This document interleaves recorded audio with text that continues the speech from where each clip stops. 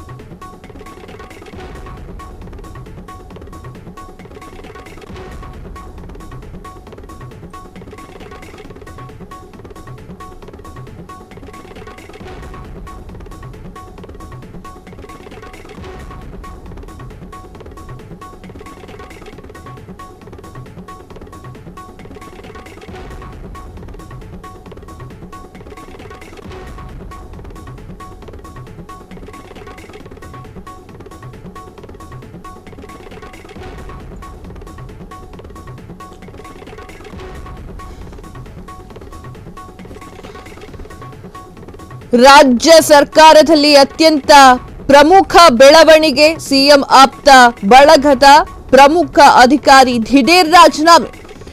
ಹಠಾತ್ ರಾಜೀನಾಮೆ ನೀಡಿದಂತಹ ಸಿಎಂ ಅಪರ ಮುಖ್ಯ ಕಾರ್ಯದರ್ಶಿ. ಸಿಎಂ ಆಪ್ತ ಅತೀಕ್ ಅವರ ಹಠಾತ್ ನಿವೃತ್ತಿಗೆ ಕಾರಣ ಇನ್ನೂ ಕೂಡ ತಿಳಿದು ಬಂದಿಲ್ಲ. ರಾಜ್ಯ ಕಾಂಗ್ರೆಸ್ ವಲಯದಲ್ಲಿ ಭಾರೀ ಚರ್ಚೆಗೆ ಗ್ರಾಸವಾಗ್ತಾ ಇದೆ ಅತೀಕ್ ನಡೆ. ಮೂಲಗಳ ಪ್ರಕಾರ ಕುಟುಂಬಕ್ಕೆ ಸಮಯ ನೀಡುವಂತಹ ಸಲುವಾಗಿ ಈ ಒಂದು ರಾಜೀನಾಮೆ ಕೊಟ್ಟಿದ್ದೇನೆ ಎನ್ನುವಂಥದ್ದು ಮೂಲಗಳ ಪ್ರಕಾರ ತಿಳಿದು ಬಂದಿದೆ. ರಾಜ್ಯಸಭೆಗೆ ಹೋಗಲು ಆಸಕ್ತಿ ತೋರಿದ್ದಂತಹ ಸಿಎಂ ಆಪ್ತ ಎಲ್.ಕೆ. ಅತೀಕ್ ಇಷ್ಟು ದಿನ ಮುಖ್ಯಮಂತ್ರಿ ಸಿದ್ದರಾಮಯ್ಯ ಅವರಿಗೆ ಬಲಗೈನಂತೆ ಇದ್ದಂತಹ ಅತೀಕ್ ಅವರಿಂದ ತೆರವಾಗಿರುವಂತಹ ಸ್ಥಾನಕ್ಕೆ ಅಂಜುಮ್ ಪರ್ವೇಜ್ ನೇಮಕ ಮಾಡಲಾಗಿದೆ. ಆರ್ಡಿಪಿಆರ್ ಹೆಚ್ಚುವರಿ ಮುಖ್ಯ ಕಾರ್ಯದರ್ಶಿಯಾಗಿದ್ದಂತಹ ಅಂಜುಮ್ ಪರ್ವೇಜ್. ಅತೀಕ್ ಅವರ ರಾಜೀನಾಮೆ ಎಲ್ರಿಗೂ ಕೂಡ ಕ್ವಶನ್ ಮಾರ್ಕ್ ಆಗಿ ಕಾಣ್ತಾ ಇದೆ. ಯಾವ ಕಾರಣಕ್ಕೆ ಇವರು ರಾಜೀನಾಮೆಯನ್ನ ಕೊಟ್ರು ಅನ್ನುವಂಥದ್ದು ಕೂಡ ಈಗ ಪ್ರಶ್ನೆಯಾಗಿದೆ. ರಾಜ್ಯ ಕಾಂಗ್ರೆಸ್ ಸರ್ಕಾರ ಈ ಒಂದು ತಪ್ಪು ಮಾಡಿಕೊಂಡ ಹಿನ್ನೆಲೆಯಲ್ಲಿ ಅತೀಕ್ ಅವರು ಕೂಡ ರಾಜೀನಾಮೆಯನ್ನ ಕೊಟ್ಟಿದ್ದು ಎಲ್ರಿಗೂ ಕೂಡ ಅನುಮಾನ ವ್ಯಕ್ತವಾಗ್ತಾ ಇದೆ. ರಾಜ್ಯ ಸರ್ಕಾರದಲ್ಲಿ ಮತ್ತೊಂದು ಮಹತ್ವದ ಬೆಳವಣಿಗೆ ಬರ್ತಾ ಇದೆ. ಸಿಎಂ ಆಪ್ತ ಬಳಗದ ಪ್ರಮುಖ ಅಧಿಕಾರಿ ದಿಢೀರ್ ರಾಜೀನಾಮೆಯನ್ನ ಕೊಟ್ಟಿದ್ದು ಎಲ್ರಿಗೂ ಕೂಡ ಆಶ್ಚರ್ಯ ತರಿಸಿದೆ. ಹಠಾತ್ ರಾಜೀನಾಮೆಯನ್ನ ನೀಡಿರುವಂತಹ ಸಿಎಂ ಅಪರ ಮುಖ್ಯ ಕಾರ್ಯದರ್ಶಿ ಸಿಎಂ ಆಪ್ತ ಅತೀಕ್ ಅವರು ಹಠಾತ್ ರಾಜೀನಾಮೆಯನ್ನ ಕೊಟ್ಟಿದ್ದಾರೆ. ಅಂದ್ರೆ ನಿವೃತ್ತಿ ಪ್ರಮುಖ ಕಾರಣ ಯಾವುದು ಅಂತ ಮೂಲಗಳು ಹೇಳುವ ಪ್ರಕಾರ ಸಮಯ ಕೊಡಕ್ಕಾಗ್ತಾ ಇರ್ಲಿಲ್ವಂತೆ ಫ್ಯಾಮಿಲಿಗೆ. ಆ ಒಂದು ಕಾರಣಕ್ಕೆ ಇವರು ರಾಜೀನಾಮೆಯನ್ನ ನೀಡಿದ್ದಾರೆ.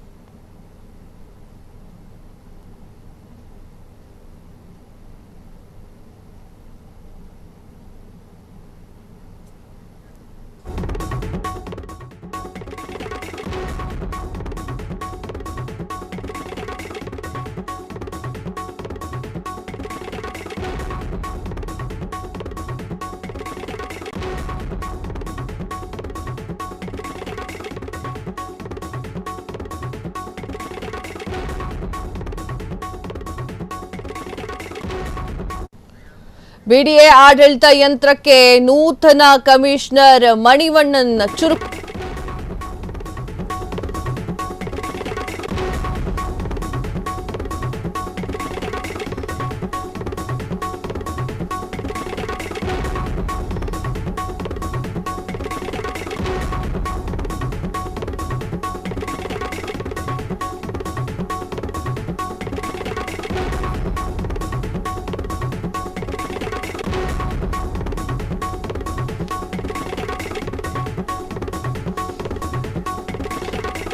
ಎಸ್, ಬಿಡಿಎ ಆಡಳಿತ ಯಂತ್ರಕ್ಕೆ ನೂತನ ಕಮಿಷನರ್ ಮಣಿವಣ್ಣನ್ ಚುರುಕು.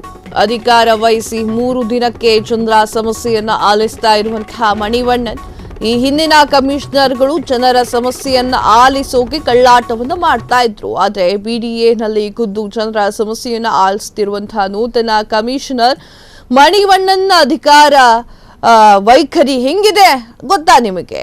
ಫ್ರೀಡಂ ಟಿವಿ ಎಕ್ಸ್ಕ್ಲೂಸಿವ್ ನ್ಯೂಸ್ ಇದಾಗಿದೆ. ಎಸ್, ಫ್ರೀಡಂ ಟಿವಿಯ ಎಕ್ಸ್ಕ್ಲೂಸಿವ್ ಅಡ್ಮಿನಿಸ್ಟ್ರೇಷನ್ ನ ಸ್ಟೋರಿ ಇದಾಗಿದೆ.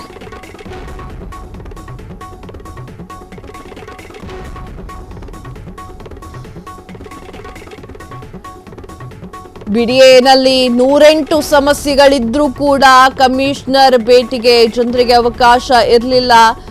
ಜನರ ಕೈಗೆ ಸಿಗದೆ ಓಡಾಡ್ತಾ ಇದ್ರು ಈ ಹಿಂದಿರುವಂತಹ ಕಮಿಷನರ್. ಆದ್ರೆ 3 ದಿನದಿಂದ ಜನರಿಗೆ ನೇರವಾಗಿ ಸಿಗ್ತಾ ಇದ್ದಾರೆ. ಬಿಡಿಎಯ ನೂತನ ಕಮಿಷನರ್ ಕಚೇರಿಗೆ ಬಂದು ಎಲ್ಲಾ ಸಾರ್ವಜನಿಕರಿಗೂ ಕೂಡ ಅವಕಾಶವನ್ನ ಕೊಟ್ಟು ಸಮಸ್ಯೆಯನ್ನ ಆಲಿಸ್ತಾ ಇರುವಂತಹ ಬಿಡಿಎ ಕಮಿಷನರ್ ಇನ್ನು ಮೇಲೆ ವಾರಕ್ಕೆ 1 ದಿನ ವಲಯವಾರು ಕುಂದುಕೊರತೆಯ ಸಭೆ ಸೂಚನೆಯನ್ನ ಕೊಟ್ಟಿದ್ದಾರೆ. ಕುಂದುಕೊರತೆ ಸಭೆಯಲ್ಲಿ ಸಮಸ್ಯೆಗಳನ್ನ ಇತ್ಯರ್ಥಕ್ಕೆ ಪ್ಲಾನ್ ಕೂಡ ಮಾಡಿಕೊಂಡಿದ್ದಾರೆ. ಈ ಹಿಂದೆ ವಲಯವಾರು ಕುಂದುಕೊರತೆಯ ಸಭೆ ಯಾವ ಕಮಿಷನರ್ ಮಾಡಿರಲಿಲ್ಲ. ಸಾರ್ವಜನಿಕ ಸಭೆಯಲ್ಲಿ ಕಮಿಷನರ್ಗಳೇ ಇರುತ್ತಿರಲಿಲ್ಲ. ಆದರೆ ಇದೀಗ ಸಾರ್ವಜನಿಕ ಸಭೆಯಲ್ಲಿ ಭಾಗಿಯಾಗಲಿದ್ದಾರೆ ಮಣಿವಣ್ಣನ್. ಒತ್ತಡದ ನಡುವೆಯೂ ಕೂಡ ಜನರ ಸಮಸ್ಯೆಯನ್ನ ಇತ್ಯರ್ಥ ಮಾಡಲಿಕ್ಕೆ ಮುಂದಾಗ್ತಾ ಇರುವಂತಹ ನೂತನ ಬಿಡಿಎ ಕಮಿಷನರ್ ಅವರ ಈ ಒಂದು ನಡೆ ಎಲ್ರಿಗೂ ಕೂಡ ಇಷ್ಟವಾಗ್ತಾ ಇದೆ. ಅಲ್ಲಿರುವಂತಹ ಬರುವಂತಹ ಸಾರ್ವಜನಿಕರ ಎಲ್ಲಾ ವಿಚಾರವನ್ನ, ಅವರ ಎಲ್ಲಾ ಸಮಸ್ಯೆಯನ್ನ ಮಣಿವಣ್ಣನ್ ಅವರು ತುಂಬಾ ಚೆನ್ನಾಗಿ ಕೇಳ್ತಾ ಇರುವಂತದ್ದು ಎಲ್ರಿಗೂ ಕೂಡ ಮೆಚ್ಚುಗೆಗೆ ಪಾತ್ರವಾಗಿದ್ದಾರೆ. ಇಷ್ಟು ದಿನ ಬಿಡಿಎ ಕಮಿಷನರ್ ಯಾರೆಲ್ಲ ಇದ್ರು ಅವರು ಕಳ್ಳಾಟವನ್ನ ನಡೆಸ್ತಾ ಇದ್ರು. ಜನರ ಸಮಸ್ಯೆಯನ್ನ ಸರಿಯಾಗಿ ಕೇಳ್ತಾ ಇಲ್ಲ ಅಂತ ಹೇಳಿ ಹಲವರು ಕಂಪ್ಲೇಂಟ್ ಕೂಡ ಮಾಡ್ತಾ ಇದ್ರು. ಈಗ ಮಣಿವಣ್ಣನ್ ಬಂದು 3 ದಿನ ಆಗಿದೆ. 3 ದಿನದಲ್ಲಿ ಜನರ ಸಮಸ್ಯೆಯನ್ನ ಆಲಿಸ್ತಾ ಇರುವಂತಹ ಮಣಿವಣ್ಣನ್.